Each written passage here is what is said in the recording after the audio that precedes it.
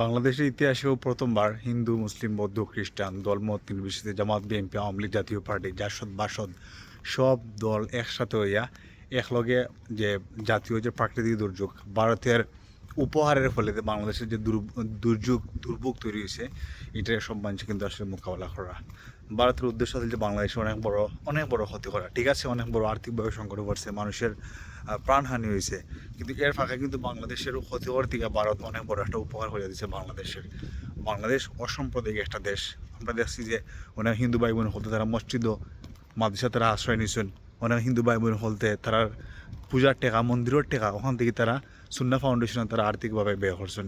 আমরা অলহান একটা বাংলাদেশ চাই সবসময়। ইনশাল্লাহ এই প্রাকৃতিক দুর্যোগ বাংলাদেশে ভেরি স্ট্রংলি ওভারকাম করব, এবং এই ওভারকাম করার পরে হিন্দু, মুসলিম, বৌদ্ধ, খ্রিস্টান সব ইনশাল্লাহ আমরা বাংলাদেশও ঐক্যবদ্ধ হয়ে থাকবো এবং নতুন বাংলাদেশ আমরা সাজাবো ইনশাল্লাহ। আল্লাহ হাফিজ।